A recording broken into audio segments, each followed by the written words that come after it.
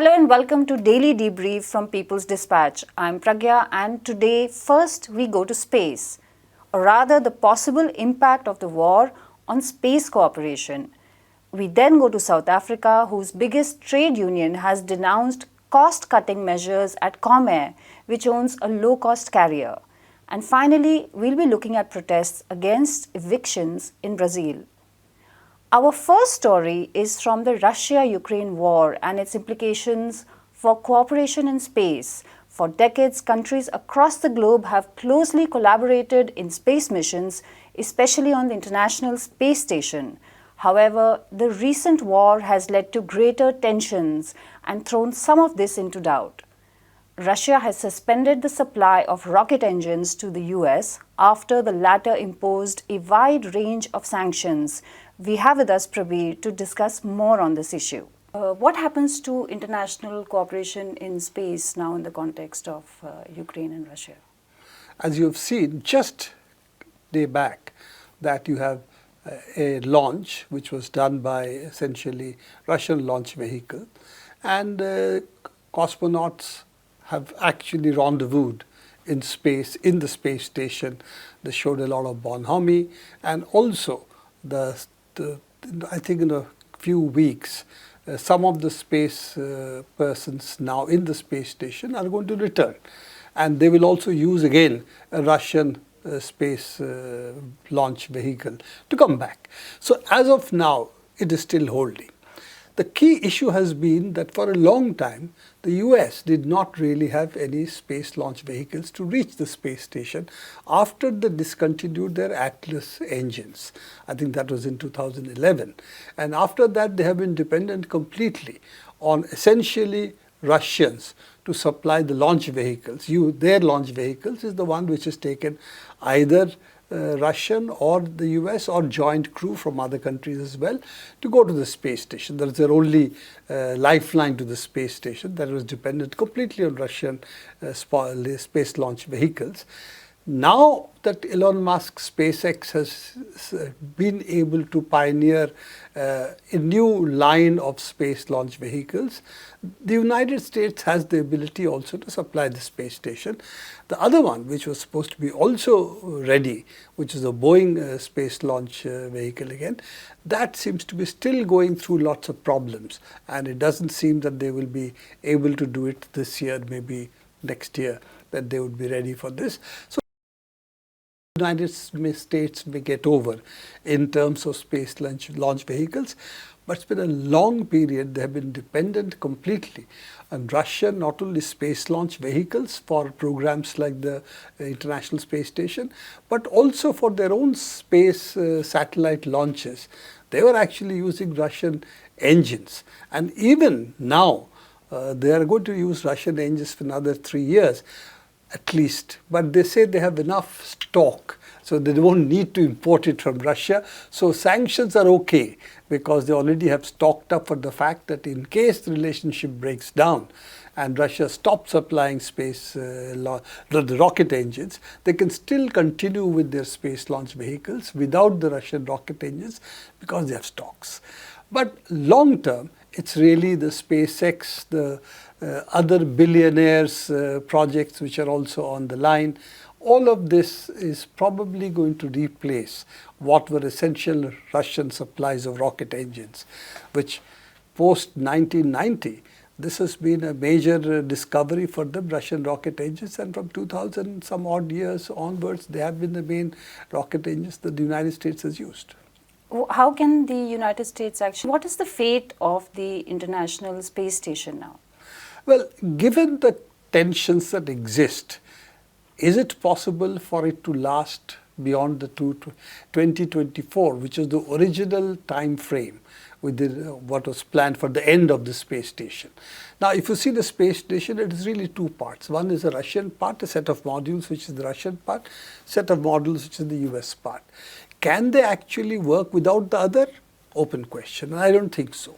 So the point that is there is, if the relationship break up, then can they separate and be the core of new space stations? That's a key issue. And the Russians have said the way it's going, they would like to probably separate after the lifetime of 2024, which was the original agreement, and have a separate space station for which these modules, which have just rendezvoused, one of them has recently rendezvoused with the space station, these would become the core of the new space station Russia would have. That is one possibility. The Americans could also do likewise. Both of these modules, sets of modules, have been envisaged from the beginning as one space station. Can they really survive as separate space stations? We don't know.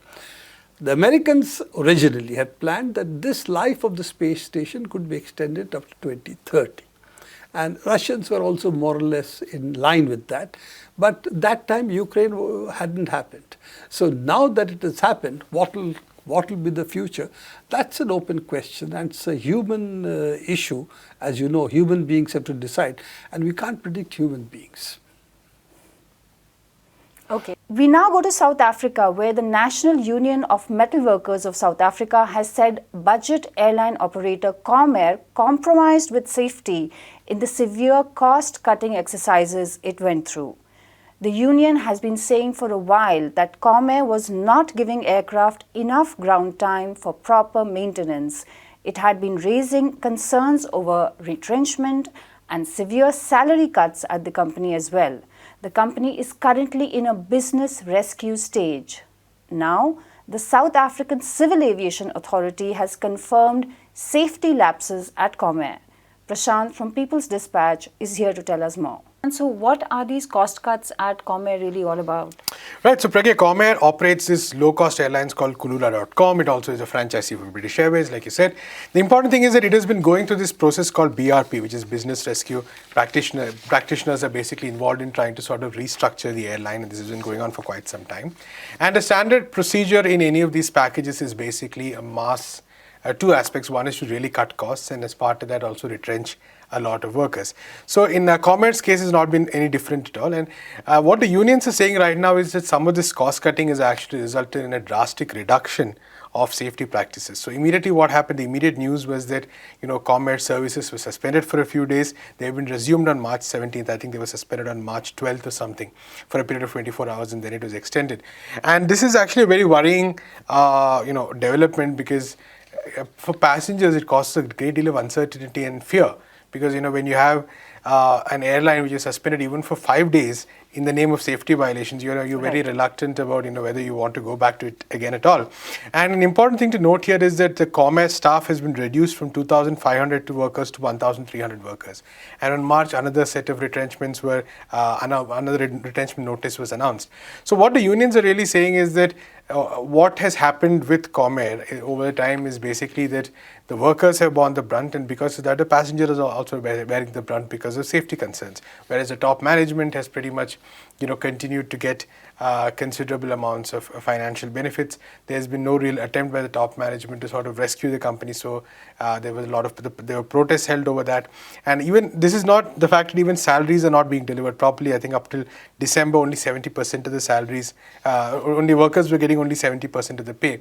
And before that, they had suffered. We have carried multiple stories about this. They had suffered because their pay, because when this whole BRP process was being talked about as it was going on, there was a lot of, the fact that there were a lot of money was being spent on the BRP process itself, whereas the workers were really struggling. So ultimately, this boils down to, I think, a fundamental issue in the larger sectors that we'll talk about that later has been affected. But we also see that in cases like Comair, there's been the kind of policies that have followed have led to a deliberate reduction of its capacity as a carrier to fly.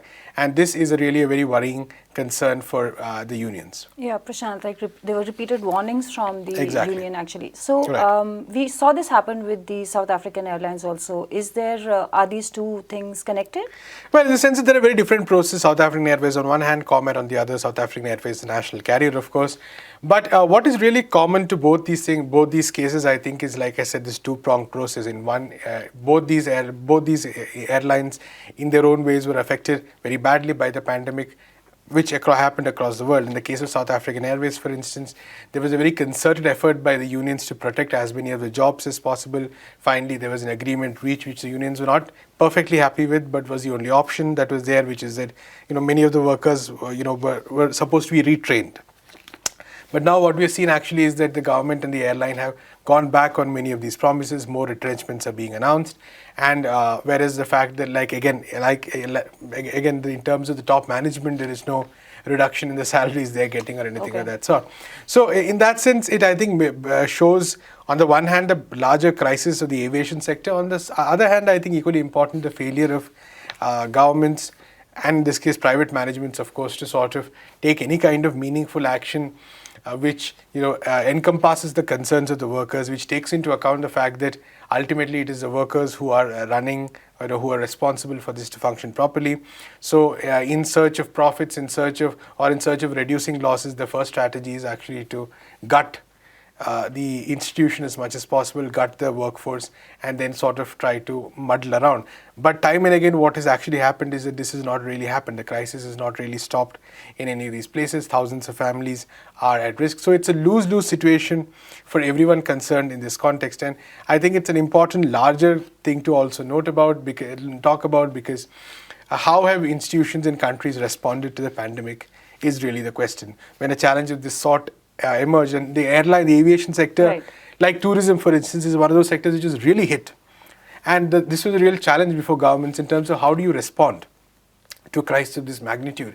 Do you respond, or for that matter, private players like that, do you respond by trying to invest more, trying to cut down the salaries and benefits of your top management while protecting your workers and the knowledge that they are the essential resource for the business to continue?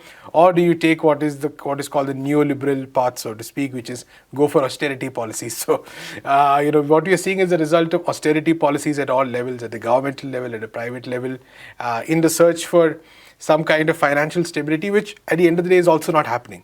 So I think it's in some senses a larger reflection on the post-pandemic. It's just not the story of one airline or one bad management, but a larger story in itself. And finally, we go to Brazil, where Brazilians took to the streets on March 17 to fight for the extension of the moratorium on eviction. The moratorium they want extended has protected thousands of urban and rural families from removals and evictions. The protests were spearheaded by the landless workers movement. Okay, Prashant, so what's happening in Brazil is that the people who had got a moratorium on eviction are being asked to leave anyway. Can you just give us some background on this? Hey, Pragya, it's interesting we come from the aviation sector and its challenges during the pandemic to the question of housing, which is again very closely linked to the pandemic, and this is a global issue. Because across the world, we've seen similar protests happening on the issue of moratoriums and eviction, or specifically on eviction. Now, across the world, what we did see was that as the pandemic really peaked, many countries were forced to sort of put in place some kind of moratoriums on evictions, mainly due to the fact that they realized that if there was a mass homelessness crisis that emerged at this point of time, that would really badly affect their handling of the pandemic. So this didn't come from any sense of, necessarily come from only any sense of wanting to take care of their people or whatever, but the realization that this could massively affect their pandemic strategies. So in country after country, we saw eviction moratoriums being put in place. People were out of jobs, they were not able to pay their rents. So in order to prevent landlords from just throwing them out, these moratoriums came into place.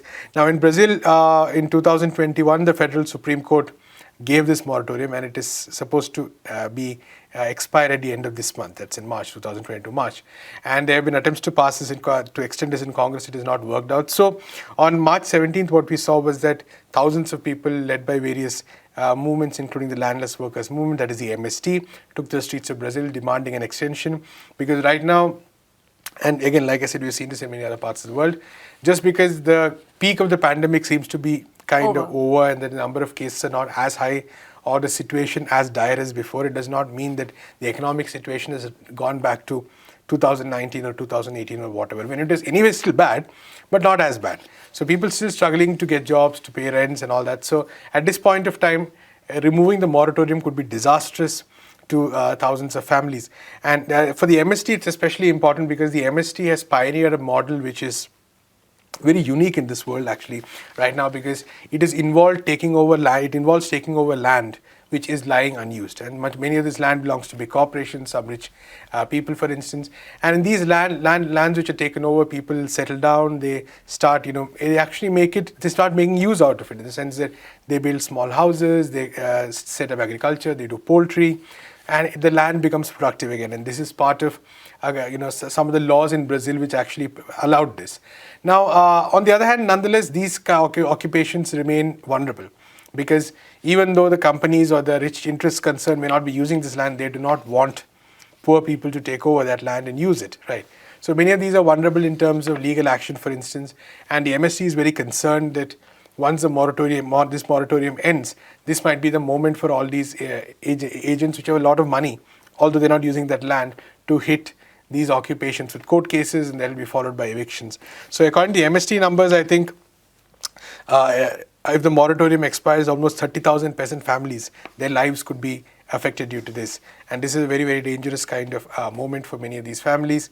And like I said, a lot of young children whose lives are at risk, education, health, food security, all of these are part of one package and very closely connected to the moratorium. So that was the larger reason, I think, for these protests. Of course, there's the element of urban homelessness as well, right, but there is also the element of these land occupations which provide sustenance to so many people. So, Prashant, apart from COVID, is there a wider economic backdrop to why this is happening and what it would mean? Right. So I think it's also like we said earlier, what COVID has brought about is the accentuating of a lot of these crises, and homelessness is a very good example of what some of these crises are. In fact, the numbers are quite dire, and what COVID has done is basically accentuate some of these crises that we talked about. And the numbers are quite dire. If you look at Brazil, for instance, it shows that from 2019 onwards, the number of homeless people right now in the city of Sao Paulo is around 66,000, and this is a growth of almost 3 times, right? So this is one compared of Brazil's, to before the pandemic. It is from 2019. So we're talking about around 3 years, a 3 times increase in the number of homeless people. And this is, of course, official numbers, which often tend to be, more conservative in some senses. They may not convey the actual sense of the problem. Usually people have very strict definitions of homelessness to reduce the number, right? So security is often not taken. And if you look at, for instance, the number of families that are threatened with eviction in Brazil right now, that's about 132,000 families according to the Zero Evictions campaign, which was, one of the movements involved in this. So again, another major crisis, another sign of the crisis, so to speak. And so hunger, lack of hunger, inflation, inequality, all of this has really increased, have become major problems in Brazil since the beginning of the pandemic. A lot of this compounded by the fact that the Jair Bolsonaro government has been, has adopted a completely, negative attitude towards the handling of the pandemic itself, has not sought to address the pandemic in any manner of seriousness. Forget about implications itself are never seriously addressed. So there is a complete sense of chaos and collapse that many in Brazil are experiencing right now. Elections coming up later this year. Lula da Silva, the popular Workers' Party candidate, is leading in many of these polls, the former president. People are hoping that if he is able to come to power, he might bring back some of the more policies he was famous for, which really focused on social welfare, whereas Bolsonaro's policy prescriptions have mainly been far more, towards the neoliberal end of the spectrum. So a large-scale crisis, so to speak, in Brazil right now, and very crucial months ahead. Okay, Prashant. Thank you for that. And that is all we have today. Thank you for watching Daily Debrief. Do come back tomorrow. Please visit www.peoplesdispatch.org and follow us on Facebook, Twitter, and Instagram.